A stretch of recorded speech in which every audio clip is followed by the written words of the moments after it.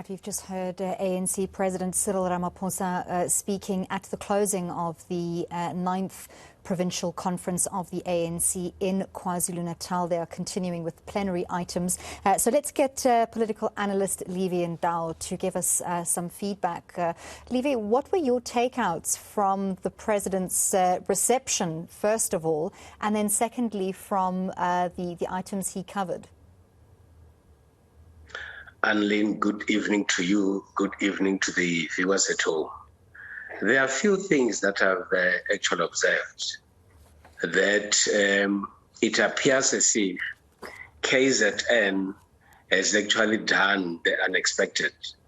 There were widely reported issues that relates to the president not being welcomed in KwaZulu-Natal. The president will not even be able to speak to the delegates. And unfortunately, the opposite actually happened. I think the delegates of the ANC in KwaZulu-Natal are aware that the conference is an event and they still need to have lives beyond the conference. They are also aware that as the province of KwaZulu-Natal, they still have to respect the current leadership that is in place, but equally, they still have to cooperate and work with other provinces in building the ANC. And I think one must commend the current leadership or the new leadership for being able to be decisive and be in charge on the first day after they've been elected. And I think based on how they demonstrated their authority over delegates and ensuring that the widely reported possibility of disruptions does not happen. And that for me talks a lot of good things about the leadership of the ANC in KwaZulu-Natal right now. There certainly were some harsh words from newly elected chairperson President Duma, exercising obviously his position in reminding delegates of their duty to not only respect the leadership of the party and the leadership of the country, but to exercise basic political discipline in allowing the people who have come to address them to do so. Ironically so, given that President Duma is part of a slate directly in opposition to President Cyril Ramaphosa. What do you think the conversation between ANC leader Cyril Ramaphosa and President Duma at 8 o'clock this morning, how do you think that all played out? Anlene, politics is a very interesting game. When people want to occupy positions in political parties and elsewhere, they would come up with strategies that might be interpreted in many different ways. The possibility is that because there is contestation, you would have those that are contesting having to associate themselves or having to bring certain expressions so that at the end of the day, they are able to get onto the positions of power. When there is contestation, you would get the other group having to develop many ways, and they can then be associated with certain individuals, whilst in actual fact, they've got their own personal positions in their hearts that cannot be known to everyone. What might have been the discussions between Ramaphosa and Duma this morning might have started with the congratulatory words, but in the main, the pledging of support for each other in ensuring that the ANC become intact. Ramaphosa has no choice at this stage, whether it was Duma or Zikalala. Anyone who is elected has to work with Ramaphosa because the president of the ANC is Ramaphosa. What matters now is the brand ANC, which must be protected by the ANC in KwaZulu-Natal, which must also be protected by the delegates that are attending a conference in KwaZulu-Natal. If you boo or you don't welcome your leader coming to attend the events of the party, you don't only embarrass that person, you actually taint the image of your party, which might have long-term effects. And I think that is what the leadership of the ANC in KwaZulu-Natal and the delegates had to think of, and they chose what will be in the best interest of the ANC.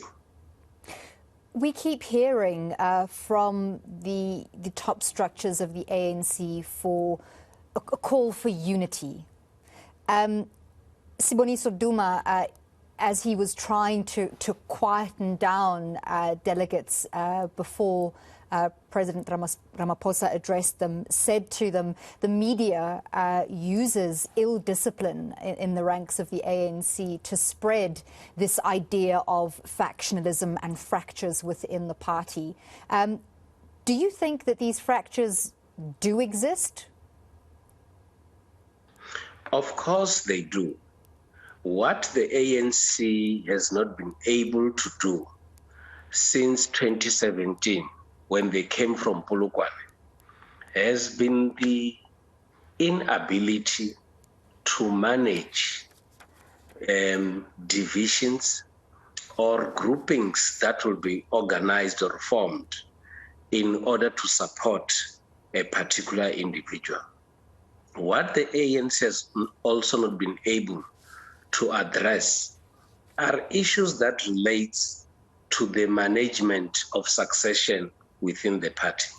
And that is why recently, when groupings have to contest elections, they are now called by different names, and these groupings are unable to disband beyond conference. And as they continue to do so, it leads up to factions, and it leads up to established groupings that are antagonistic to each other.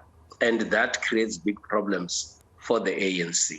And I think what the ANC has to start doing is to develop a system in which succession has to be handled in a manner that comrades in the same party should continue with their lives beyond a conference, rather than having people divided because of the elections. What also came out outstanding for me from KwaZulu-Natal is the fact that this conference was able to adopt credentials very quickly as compared to other provinces that had to take much longer and end up not focusing on the important things that conference has to cover. And I think the other provinces that are coming should learn from KwaZulu-Natal, and that is what was also echoed as well by the president himself, that when you're properly organized, you are then able to deal with matters of credentials very quickly, so that the other time you have to focus on the important elements of an elective conference. Very broad points covered by Cyril Ramaphosa in his address to delegates in KZN. Some would probably say too broad. What were some of the things that you think stood out from that? Well, I think there are areas that the president has to focus on, which in my view, he has actually done them tremendously well.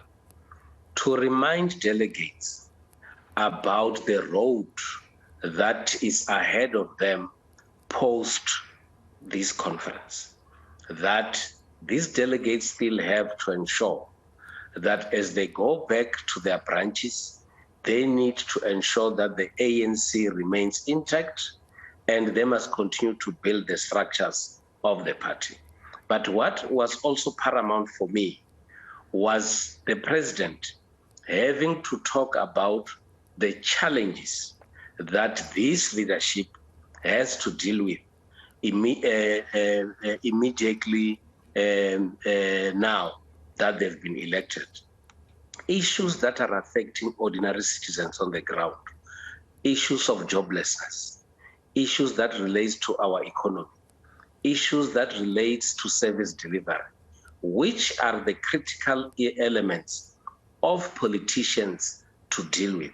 And the people of KwaZulu-Natal are aware of the challenges that are facing ordinary citizens on a regular basis. And this leadership that the ANC has elected now has to ensure that the challenges facing ordinary citizens has to be addressed by this conference. Equally, the president has to emphasize issues that relate to the challenges facing the economy in South Africa, which he termed an issue that is affecting not only South Africa, but other countries as well. And I know most people will agree with me that the challenges in Ukraine have a very huge negative impact on our economy. And that will require members of the ANC from different provinces to come together, develop better strategies to ensure that the economy in South Africa does perform very, very well. Identifying challenges is important, but dealing with them, it's another factor. But this leadership has to be confronted with such kind of issues to deal with. But more importantly for me is that the current leadership that is elected in KwaZulu-Natal must unite all the regions and ensure that come 2024, they perform better and ensure that the ANC remains in charge of the KwaZulu-Natal province. The party president also spoke of challenges facing the party at branch level. Is there any likelihood that party processes at branch level are going to be overhauled? Well, I think the ANC has a continuous challenge of dealing with challenges faced by different branches. And I will tell you why. Most of the branches that attended some provincial conferences were worried that they appear to have been sidelined due to the processes of the ANC. And another factor is that there is no cut-off date for people to join the party. And they can actually join at any given time. And that creates a situation where the management of the membership becomes a challenge. But fortunately, with the ANC in KwaZulu-Natal, they were able to deal with these matters in a manner that there was sufficient consensus amongst those that were attending. Of course, you and I have also observed some members that were complaining that the processes don't appear to have actually been done properly. And that's why they actually had to come to the conference venue to protest. Those are some of the issues that, in my view, the ANC has to do better because these kind of challenges still persist. Also, issues that relate to political education at branch level should be issues of concern, as also raised by the president earlier on, that it appears as if there is no sufficient time that is being invested on matters relating to political education. And that would, has a potential to affect the quality of discussions in the ANC gatherings, because branches would not have invested a lot of time in dealing with such kind of issues. Right, thank you very much for your insights. Political analyst Levy Ndou sharing some of his takeaways